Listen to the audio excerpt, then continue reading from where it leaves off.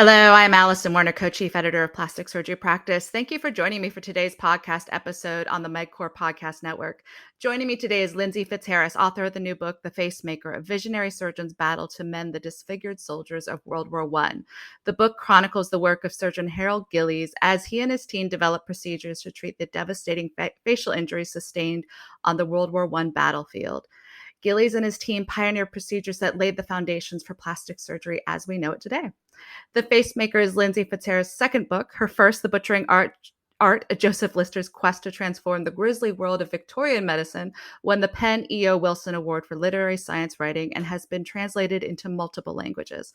Her TV series, The Curious Life and Death, aired on the Smithsonian Channel. She contributes regularly to the Wall Street Journal and Scientific American and holds a doctorate in the history of science and medicine from the University of Oxford. Lindsey, thank you for joining me today. I'm so excited to have a chance to talk to you about the book. Yeah, thank you for having me on because that quite a mouthful of titles there. The Curious Life and Death of, and The Butcher, and all of those long subtitles that all these books must have. Yeah. Well, I guess my first question is, what brought you to medical history and these topics?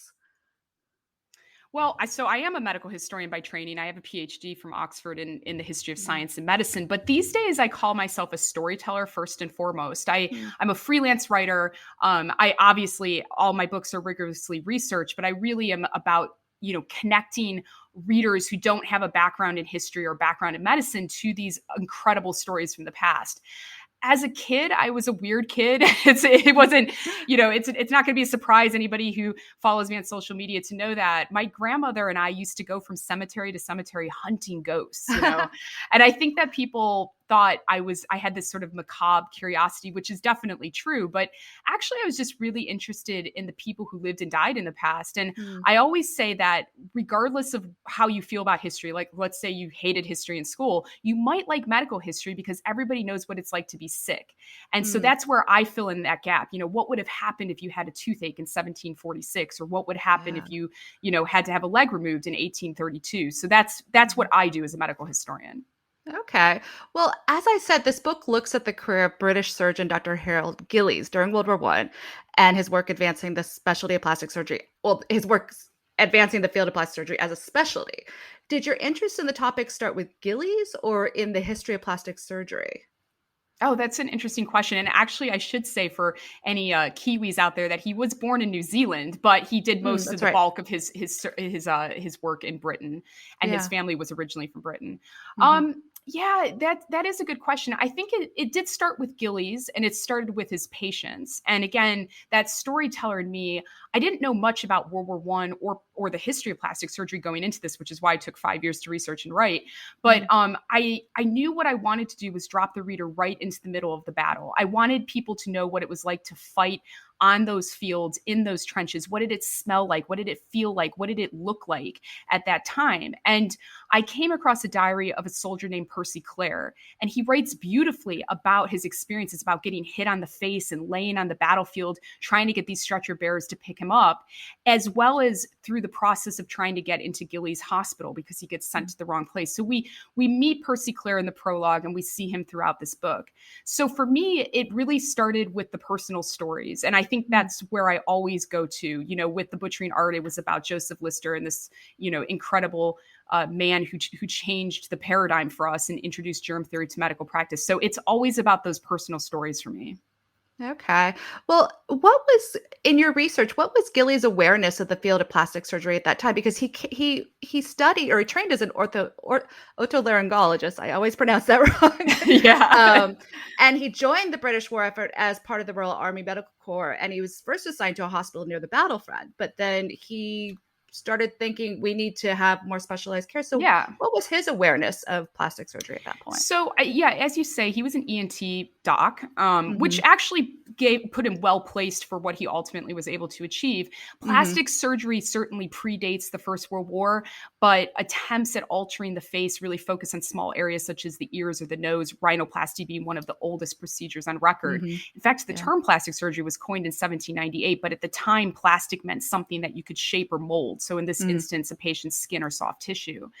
So Gillies, he, as you say, he certainly wasn't going into the war as a plastic surgeon, and that didn't really exist as an expertise as such at that time. Mm-hmm. He was introduced to this great need for facial reconstruction by this character, and I call him a character because he was really sort of bigger than life. He was a French dentist named Charles Auguste Valadier, and he retrofitted his Rolls Royce with a dental chair, and he literally drove it to the front under a hail of bullets, which is incredible. I mean, the guy is a legend. He is a badass of medicine, and he worked for free the entire war. And Gillies actually comes across him and has to oversee his work because at the time Valadier was just a dentist, and so he needed medical oversight. And that's where Gillies starts to learn about this desperate need. And he goes back to Britain and he petitions to open a specialty unit. And eventually the need is so great that he opens an entire hospital. And before the end of the war, 280,000 men from France, Britain, and Germany alone needed some form of facial reconstruction. So this really was the time where plastic surgery enters this modern era. Yeah. Well, what was the fate of those soldiers who didn't end up on his specialty ward that he first set up at Cambridge, and then later he set up Queen's Hospital at Sidcup? Yeah, I mean, so there were other surgeons doing facial reconstruction this time. I talk about some of these people in the book. There's a French surgeon. There's a German Jewish surgeon working on the other side as well, doing some incredible work. They tend to be working solo, though, so they don't necessarily work, for instance, with dental surgeons. This becomes really crucial to what Gillies is able to accomplish. He takes a very collaborative approach. He brings artists in, he brings x-ray technicians, dentists, all kinds of people working together to rebuild the face. So some of these soldiers did end up with other surgeons, and they would have had, pretty decent care. But I think Gillies was the one who was really performing the miracles because he was taking that collaborative approach. Some of these men end up in the hands of general surgeons, and then they end up in Gillies' care later. And Gillies has to unpick all of this work. And that was really painful and probably very frustrating and demoralizing for these soldiers as well. So it could be a very, circular route to get into Gillies' care at that time. Yeah. Well, you talk about how just the modernization of warfare changed the need for these, for procedures to be developed. So you had developments in artillery, poison gas, naval and aerial warfare. And you write about there was a soldier wounded at the Battle of the Somme in 1960 that provided Gillies with his first opportunity to perform a rhinoplasty, as most of his previous patients had suffered damage to their lower jaw and face. So that's right. What can you talk about? Because he focused on William Spreckley, and how he was focused on rebuilding the bridge of the nose or the cartilage that had been destroyed. Can you talk about why that case was so significant to Gillies? So Spreckley was a really interesting case, and his photos are in the Facemaker for anybody interested in seeing these patient photos. And I actually worked with a disability activist about the language and the inclusion of the photos because they are sensitive material, and we want to always remember that these were real people going forward. Spreckley ends up sort of being one of Gillies' famous rhinoplasties, as you say. He tries a new technique, and all of the surgeons at the hospital think this isn't going to work. And when Spreckley comes out of the surgery, his nose is enormous. And all the surgeons were roaring with laughter, and they said that it looked like an anteater snout. That's their words, not me. And Gillies thought, oh my gosh, this has completely failed. But what happened was when the swelling subsided and everything sort of, normalized into the space it was supposed to be, it looked really quite good. And Gillies even said in his case notes that Spreckley and his nose went back into the army during World War II. And so he went and served again in the Second World War. But remember, these rhinoplasties, this wasn't about reshaping. It was about literally rebuilding an entire nose in some cases. Spreckley had basically no nose at all. It was just a hole in his face. So to go from that in a pre-antibiotic era and to build using various types of flaps to rebuild a nose to that extent and for it to look that good, I think is quite incredible for the time. Yeah, no, exactly. One of the interesting things about Gillies' work during this time is, he was perfecting these procedures or advancing them, but he was also setting up a teaching hospital. Yes. And he seemed very focused on, he had extensive documentation of his procedures. Like you said, he had a full team. He brought in artists to document, because at the time they just had basically black and white photography, but you Right. couldn't see the color changes. And so he had artists, as you mentioned, Yeah. Henry And Thompson. they were Yeah, literally in the operating theater with him. They were right. diagramming, and it was very forward thinking. I think Gillies Hmm. recognized that his work was pioneering at the time he was doing it, which is Hmm. amazing as well, because all the stresses that he was undergoing at that time, to recognize that and to recognize the importance of documenting that. So Hmm. he brought in artists like Henry Tonks, as you said, who's quite a character himself. Yeah. He was a very well-known artist at the time. And he was really feared by his students because he could be quite critical. But he sat Hmm. there painting portraits of these men that are really beautifully rendered, and they capture the humanity of these patients in a way that I don't think that the photos can capture. And they're Hmm. in color.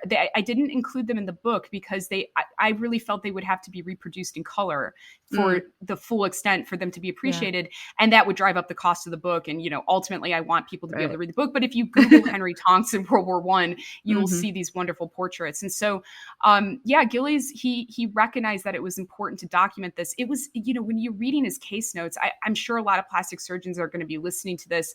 It would all make sense to you, but I have no degree or background in medicine. But my husband is a caricaturist, and Hmm. interestingly, he knows faces very well. And so he would read these case notes, and he would draw what Gillies was doing to try to help me visualize, okay, so where is the flap going to rebuild this part? And so that was really helpful, but it could be very confusing just if you picked up his case notes. So the artists and the photographers were very important to documenting that Hmm. work. Yeah. Today Gillies is recognized as the father of modern plastic surgery, but at the end of the war, despite all his work and his efforts to train surgeons and creating teaching materials, including the first textbook on the subject, Plastic Surgery of the Face, he wasn't confident that the specialty would thrive and still had to prove that one could have a successful career as a plastic surgeon, right? Yeah, he was really kind of setting out on his own. I deal with his sort of after career in the epilogue Mhm. because I write narrative nonfiction, it's focused heavily on a story and an arc, and so that arc is really World War I for my book. But I do deal with the post-war career, and Gillies continues to push the boundaries of what is being done. In fact, in 1949, he completed the first successful phalloplasty on a trans man Right. named Michael Dillon. This is an Mhm. incredible story too, because Michael Dillon was eventually outed by the British press. He was driven from Britain, Mhm. and Gillies stood by him. And I said in the book that there were a lot of people who would not necessarily have seen Michael Dillon as a man in 1949, but Harold Gillies wasn't one of them. And I Mhm. think at the core of what he was always doing was it was about identity. And so after the war, he does branch out into cosmetic surgery, not just reconstructive surgery. Right. And that brings new challenges that he finds exciting. He said that reconstructive surgery was about returning something to normal, Mhm. whereas cosmetic surgery was about surpassing the normal. And he felt that people had a right to control how they looked, essentially. And if something was bothering them, as small as it might be, they had a right to change that about themselves. And so but you're right, it wasn't an established specialty, and he had to sort of make the case that a doctor could even survive as a plastic surgeon, which is crazy to us today because, of course, plastic surgery is at the top of its game, and it's a huge Right. industry now. But there was definitely some dark days where he wasn't sure he was going to be able to sustain financially that life as a Mhm. plastic surgeon after the war. Yeah. In your research of Gillies and in writing the book, what really stood out to you about him?